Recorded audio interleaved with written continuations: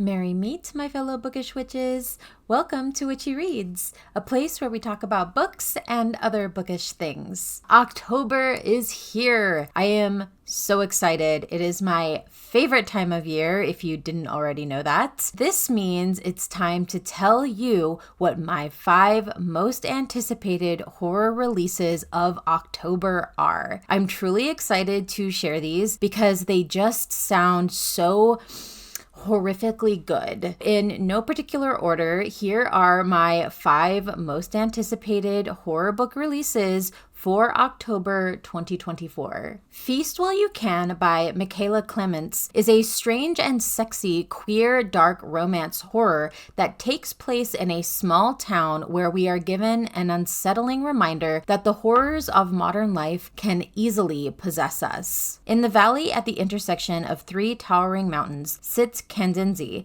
an ugly remote town with little to its name. It's filled with tourists in the summer and dead the rest of the year, when most of the residents surrender to a sleepier existence, except that is, for whatever is lurking in the caves. Angelina Sicko was born and raised in Kandenzi, and for many generations, so was every member of her family. Determined to be content with her lot in life, she walks her mongrel dog, attends her brother's heavy metal concerts, holds court in the local dive bar, and does everything she can to bait hot queer women to her sleepy conservative hometown. But on the night of a family party, much like every other, Angelina runs into Patrick's ex, the sternly handsome Jagvi, who's back in town for a spell. Perhaps enticed by Jagvi's arrival, an ancient evil lying dormant in those caves is awakened, and soon Angelina's small, contained world begins to shatter. As the monstrous force grows bolder, it infiltrates Angelina's life. It talks with her dog's mouth. It guzzles on her memories. It controls Angelina from the inside. Only Jagvi's touch repels it, the final trigger for a secret, passionate romance. But this monster feasts on all the passion, heartbreak, and mess that makes up a life, and Angelina Sicko's life has never looked tastier. What will Angelina do to protect her future, and what will it cost her? I love this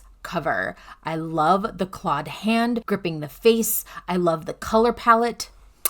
No notes. I was intrigued by a possible new take on the possession trope. I don't think I've ever heard of a book with this kind of synopsis before, and I am so interested to see where this goes. I don't want to get my hopes too high, but I think this is going to be a really good one. Plus, I'm excited at the idea of a well-rounded, flawed woman main character. I did have to dig a bit for any trigger warnings with this one, but here is a short and complete list of what I could find. Demons, supernatural, small town horror. The book is set to be 304 pages and will be officially published on October 29th.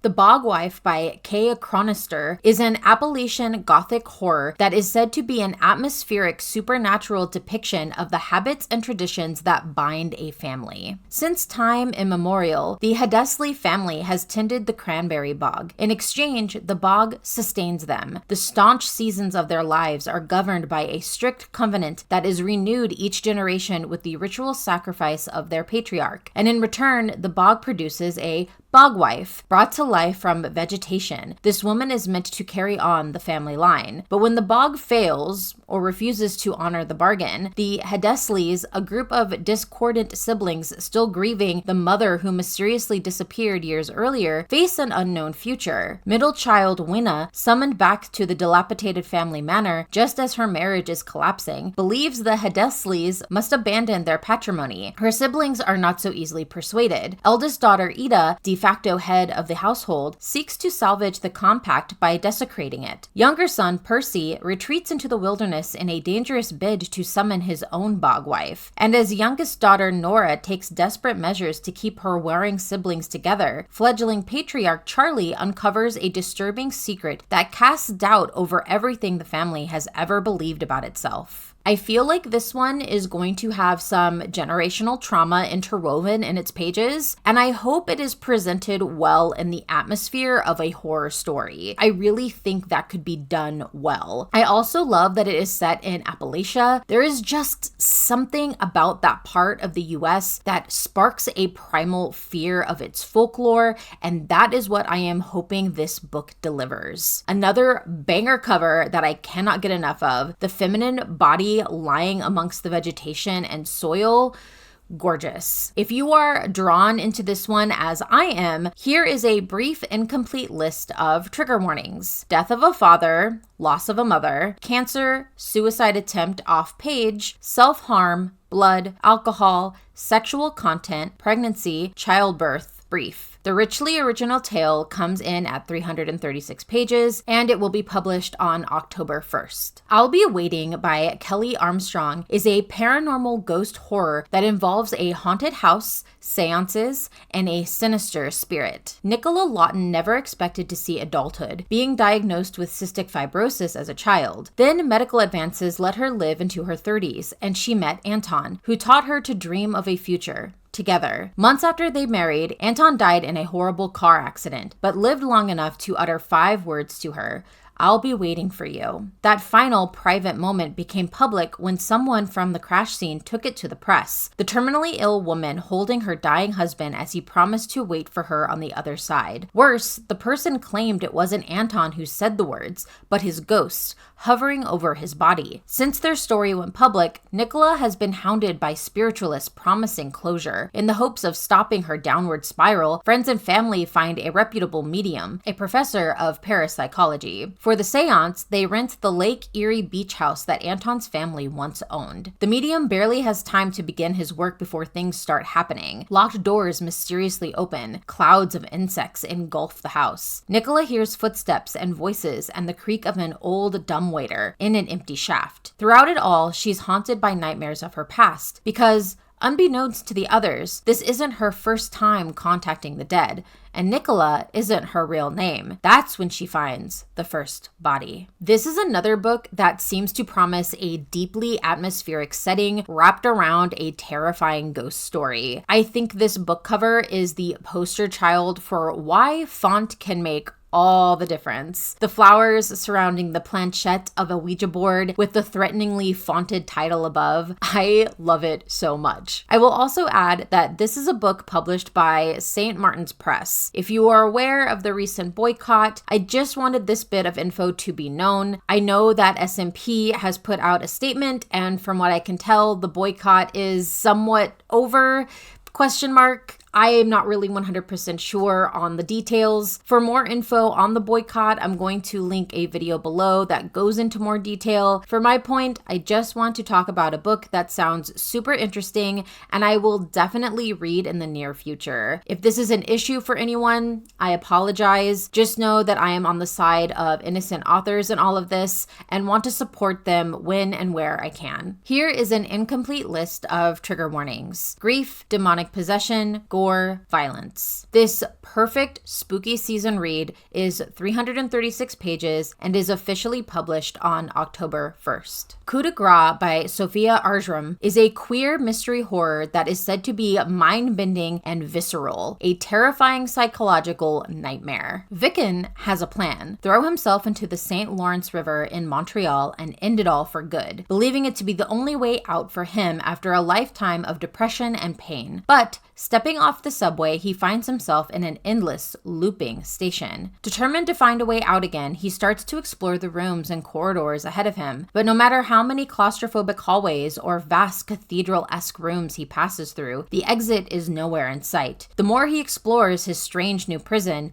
the more he becomes convinced that he hasn't been trapped there accidentally. And amongst the shadows and concrete, he comes to realize that he almost certainly is not alone. Apparently, this is a perfect read for fans of Mark Z. Danielewski and Susanna Clark. I gotta say, mentioning Danielewski is equal parts intriguing and terrifying for me. But looking at the cover, I am already getting flashbacks to House of Leaves. The endless stairs and rooms.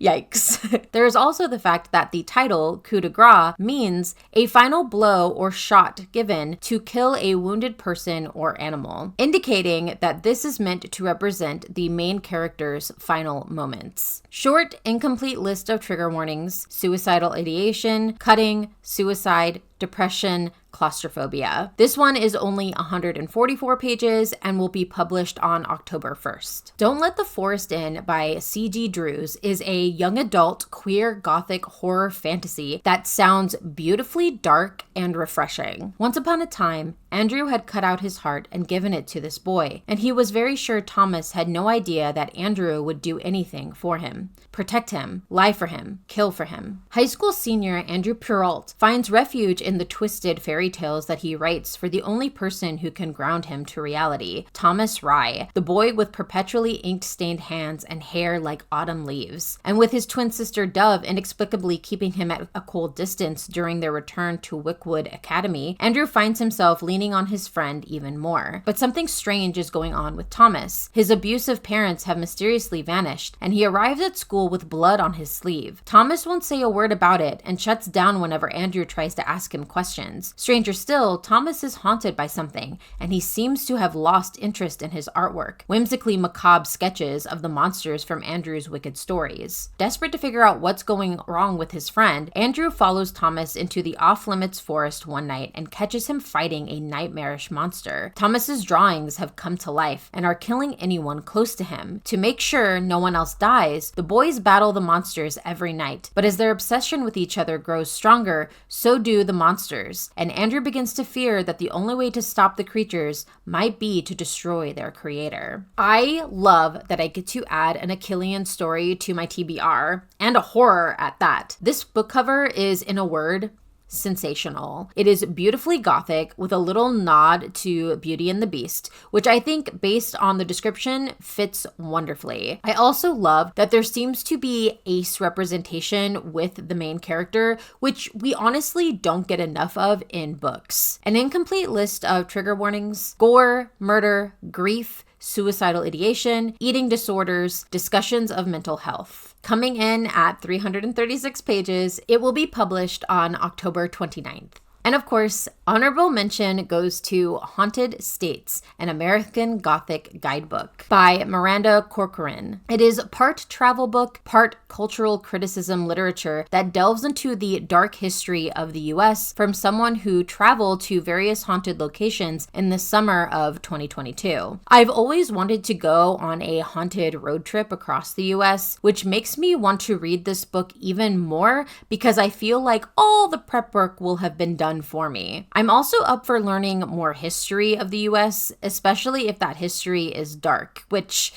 let's be real, if you're not reading history that's dark, you're probably not reading the correct history. It's 336 pages and will be published on October 29th. All of these books have now been added to my ever-growing TBR, and I hope you might have found one that you want to add to yours as well. I do plan on reading them hopefully sometime in the near future. I especially want to pick up Feast While You Can and Don't Let the Forest In. While I want to read all the books that I've mentioned, these two were the definite standouts for me for the October picks. But I'm curious, what others are planning to read as we near the end of spooky season? Are there any on this list that sound interesting to you that you might want to pick up now? Let me know down in the comments below. If you enjoy my videos and would like to support my channel, the best way to do that right now is to like this video, subscribe to my channel, and share any videos that you particularly like. It really is a big help, and I greatly appreciate it. Until our next chapter together, merry part and blessed be.